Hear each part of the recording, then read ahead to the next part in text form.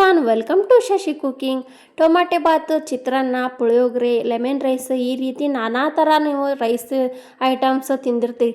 ಆದರೆ ಈ ರೀತಿ ಯಾವಾಗಲೂ ತಿಂದಿರೋಂಗಿಲ್ಲ ನೋಡ್ರಿ. ಎಷ್ಟು ಸೂಪರ್ ಆಗೈತಿ ಮತ್ತು ಆರೋಗ್ಯಕ್ಕೆ ನಾನು ಭಾಳ ಒಳ್ಳೇದು ನೋಡ್ರಿ. ಇದನ್ನು ಹಂಗೆ ಮಾಡಿಕೊಟ್ರೆ ಈ ಪೌಡ್ರನ್ನ ಯಾರೂ ತಿನ್ನೋಂಗಿಲ್ಲ. ಈ ರೀತಿ ನಾವು ಅನ್ನಕ್ಕೆ ಪುಳಿಯೋಗರೆಕ್ಕಿಂತನೂ ಭಾಳ ರುಚಿಯಾಗಿರ್ತೈತಿ. ಈ ರೀತಿ ನಾವು ಆ ಪೌಡ್ರನ್ನ ಈ ರೀತಿ ಅನ್ನಕ್ಕೆ ಕಲಿಸ್ಕೊಟ್ಬಿಟ್ರೆ ಭಾಳ ಇಷ್ಟಪಟ್ಟು ತಿಂತಾರೆ. ನೀವು ಇನ್ನು ಮ್ಯಾಗ ಅಂಗಡಿ ಒಳಗೆ ರೊಕ್ಕ ಕೊಟ್ಟು ಪುಳಿಯೋಗರೆ ತರೋದು ಬಿಡ್ತೀರಿ, ಅಷ್ಟು ಚಲೋ ಆಗಿರ್ತೈತಿ. ಮನೆ ಒಳಗನ ನಿಮಗೆ ಒಂದು ಸತಿ ಈ ಪೌಡ್ರ್ ಮಾಡಿಟ್ಬಿಟ್ರೆ ನಿಮ್ಗೆ 6 ತಿಂಗ್ಳುಗಟ್ಲೆನೂ ಹಾಳಾಗೋದಿಲ್ಲ ನೋಡ್ರಿ. ಈಗ ವಿಡಿಯೋ ಮಾಡೋದು ನೋಡ್ಕೊಂಬಿಡೋಣ ಬರ್ರಿ.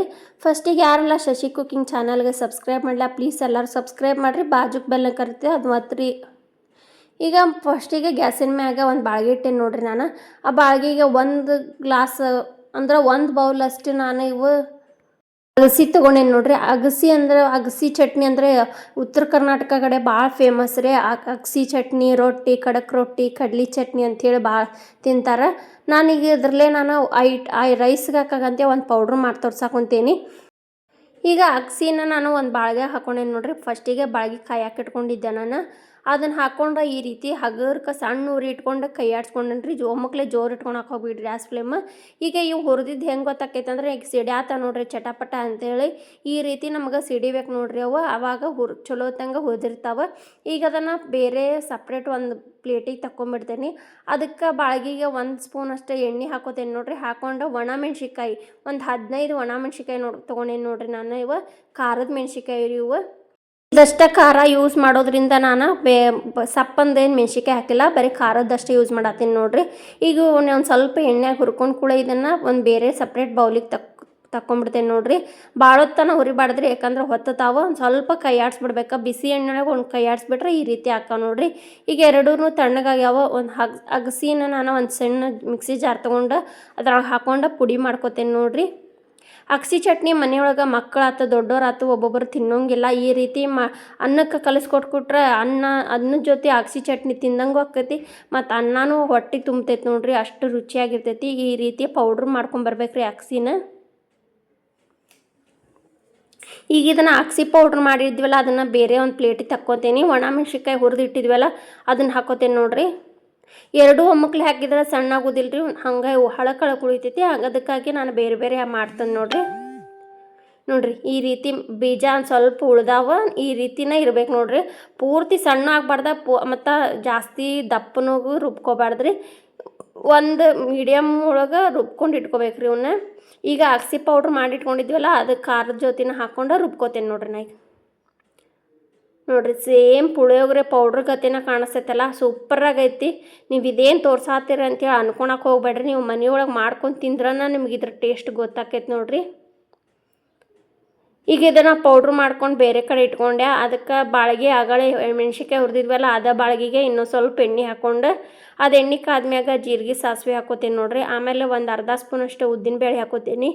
ಮತ್ತು ನಮ್ಗೆ ಎಷ್ಟು ಬೇಕಲ್ಲ ಅಷ್ಟು ಶೇಂಗಾ ಹಾಕೋರಿ. ಶೇಂಗಾ ಚಟಪಟ ಅಂತ ಒಂದು ಸ್ವಲ್ಪ ಕಲರ್ ಚೇಂಜ್ ಆದ ಕೂಡ ನಾನು ಇದಕ್ಕೆ ಕೊಬ್ಬರಿ ಹೆರಿದಿಟ್ಟಿದ್ದೆ, ಒಣ ಕೊಬ್ಬರಿನ ಅದನ್ನು ಹಾಕೋತೇನೆ ನೋಡ್ರಿ. ಎಣ್ಣೆಯಾಗ ಅದನ್ನೊಂದು ಸ್ವಲ್ಪ ಹುರ್ಕೊಂಬಿಡ್ರಿ. ಆಮೇಲೆ ಕರೆ ಎಳ್ಳು ಪುಳಿಯೋಗರೆಗೆ ಫಸ್ಟ್ ನೋಡ್ರಿ ನೀವು ಕರೆ ಎಳ್ಳು ಹಾಕ್ತಾರೆ. ಹಾಗಾಗಿ ನಾನು ಅದ್ರ ಗತಿನ ಕಾಣಲಿ ಅಂಥೇಳಿ ಒಂದು ಅರ್ಧ ಸ್ಪೂನಷ್ಟು ಕರೆ ಎಳ್ಳು ಹಾಕತ್ತೀನಿ. ಆಮೇಲೆ ಒಂದು ಅರ್ಧ ಸ್ಪೂನಷ್ಟು ಹಿಂಗೆ ಹಾಕೋತೀನಿ ನೋಡ್ರಿ. ಇದಕ್ಕೆ ನಾವು ಅನ್ನ ಮಾಡ್ಕೊತಿರ್ತೇವಲ್ಲ ಅವಾಗ ಇದನ್ನ ಇಷ್ಟು ಮಾಡ್ಕೋಬೇಕು ನೋಡ್ರಿ. ಹುಂಚಿನ ಹುಳಿ ಒಂದು 4 ಸ್ಪೂನಷ್ಟು ಹುಂಚಿನ ಹುಳಿ ಹಾಕೋತೇನೆ ನೋಡ್ರಿ.